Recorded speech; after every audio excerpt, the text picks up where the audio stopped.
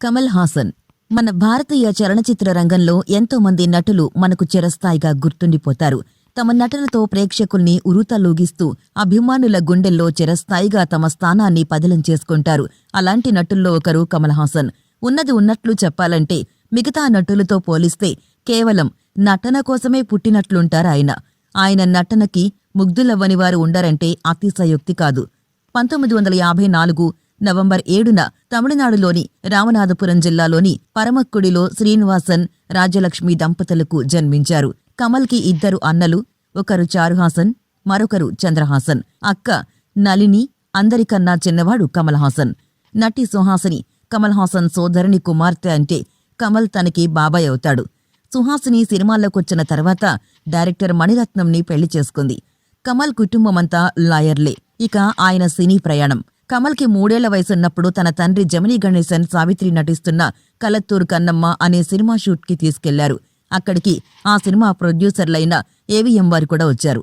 ఆ సినిమాలో ఒక చిన్న కుర్రాడి పాత్ర కోసం చూస్తున్న ప్రొడ్యూసర్స్ కమల్ అక్కడ చేసే అల్లరి చూసి మా సినిమాలో వేషం వేస్తావా అని అడగ్గా ఎంత డబ్బులిస్తావు అని అడుగుతారు కమల్. దానికి అక్కడున్న ప్రొడ్యూసర్లతో పాటు సెట్లో ఉన్నవారంతా పళ్ళును నవ్వుతారు. ఏవిఎం అయ్యప్పన్ గారు కమల్ తండ్రితో మీ అబ్బాయిని మా సినిమాలో పెట్టుకుంటామని అడగ్గా వాడి అల్లరి మీరు భరించగలిగితే మాకేం అభ్యంతరం లేదని చెప్తారు. వెంటనే ఏవిఎం అయ్యప్పన్ గారు ఈ అబ్బాయిని మన సినిమాలో పెట్టండి అని చెప్పగా డైరెక్టర్ భీమ్ సింగ్ మనం ఇంతకుముందే ఆ పాత్ర కోసం ఒక పాపని తీసుకుని అడ్వాన్స్ కూడా ఇచ్చేశాం అని గుర్తు చేస్తారు. అయితే నిర్మాత వెంటనే ఆ పాపని వేరే సినిమాలో వాడతామని చెప్పి ఇందులో ఈ బాబుని పెట్టండి అని చెప్తారు. ఈ సినిమాకు గాను కమల్కు 2500 పారితోషికమిస్తారు. అలా కమల్ హాసన్ మొదటి సినిమాతోనే మంచి గుర్తింపు తెచ్చుకున్నాడు. అంతేకాకుండా మొదటి సినిమాతోనే జాతీయ స్థాయిలో ఉత్తమ బాల నటుడి అవార్డు సాధించారు. బాలనటుడిగా శివాజీ గణేశన్, ఎంజి రామచంద్రన్ వంటి తమిళ అగ్రనటులతో కలిసి పనిచేశారు.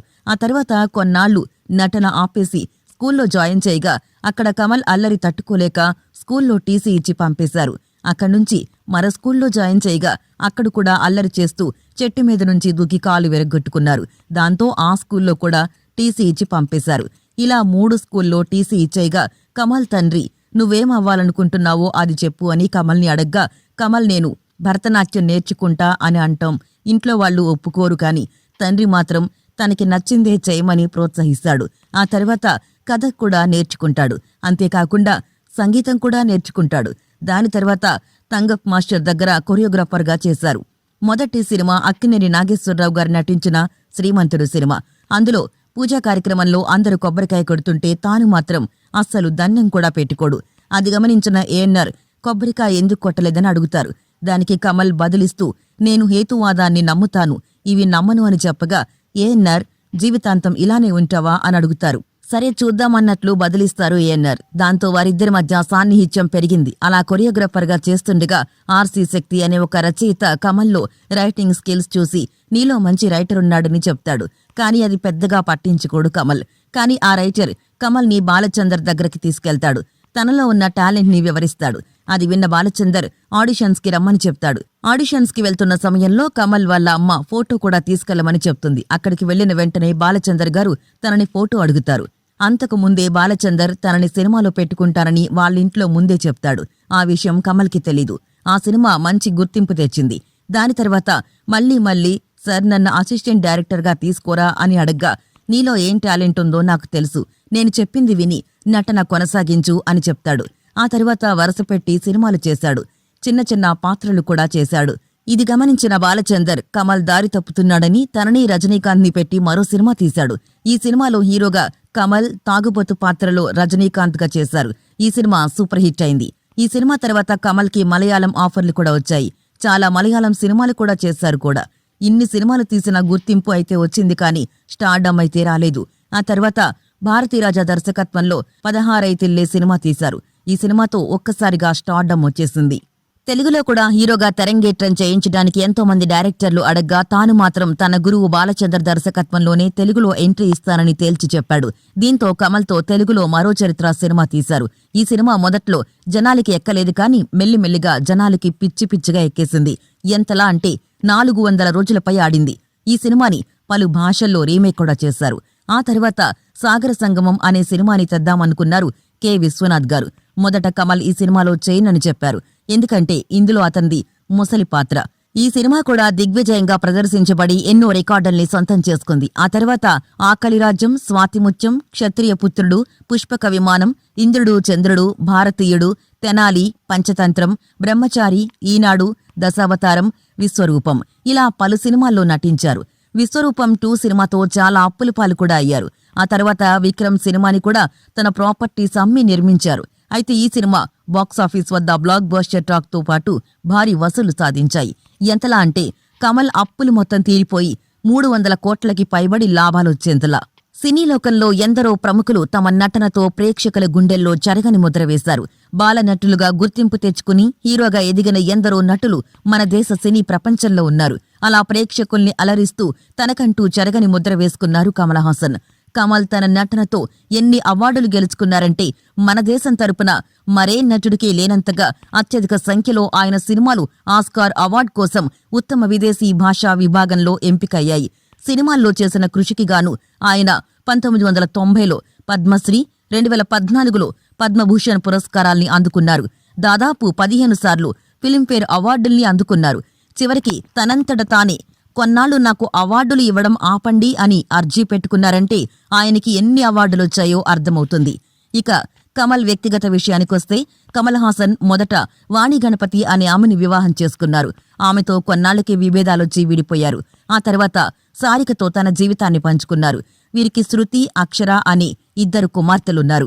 అనంతరం సారికతో కూడా కమల్ విడిపోయి మరో ప్రముఖ తెలుగు నటి అయిన గౌతమితో సహజీవనం చేశారు.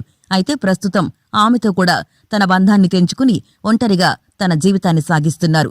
కమల్ హాసన్ నటవారసులుగా ఆయన కూతుళ్లు శృతి హాసన్, అక్షరా హాసన్లు. వీరు కూడా ఇండస్ట్రీలో హీరోయిన్లుగా రాణిస్తున్నారు. హీరోగా వందలాది చిత్రాల్లో నటించిన కమల్ హాసన్ భారీగానే ఆస్తుల్ని కూడబెట్టాడు. ఆయనకు 176 కోట్లకు పైగా ఆస్తులున్నట్లు తెలుస్తోంది. తమిళనాడు అసెంబ్లీ ఎన్నికల్లో కోయంబత్తూర్ దక్షిణ నియోజకవర్గం నుంచి కమల్ పోటీ చేసిన విషయం తెలిసిందే. అప్పుడు నామినేషన్ వేయడానికొచ్చినప్పుడు తనకు మొత్తం 176 కోట్ల 93 లక్షల ఆస్తులున్నట్టు అఫిడవిట్లో పేర్కొన్నారు. అందులో స్థిరాస్తుల విలువ 131 కోట్ల 84 లక్షలు కాగా చరాస్తుల విలువ 45 కోట్లు తెలిపారు. లండన్లో 2 కోట్ల 50 లక్షల విలువ చేసే ఇల్లు, 2 కోట్ల 7 లక్షల లగ్జరీ కారు, కోటి విలువైన BMW కారున్నట్టు కమల్ హాసన్ తెలిపారు. అంతేకాదు తనకు 49 కోట్ల 5 లక్షల అప్పు ఉన్నట్లు వెల్లడించారు. ఇక చదువు విషయానికొస్తే తను కేవలం 8వ తరగతి వరకు మాత్రమే చదువుకున్నట్లు అఫిడవిట్లో వెల్లడించారు.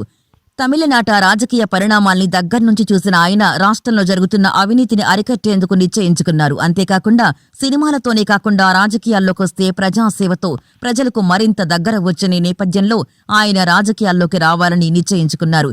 అయితే తొలుత సొంత పార్టీ పెట్టే ఉద్దేశం లేకపోయినా తమిళనాట ఉన్న పరిస్థితుల దృష్ట్యా సొంత పార్టీతో ముందుకు వెళ్లాలని కమల్ నిశ్చయించుకున్నారు.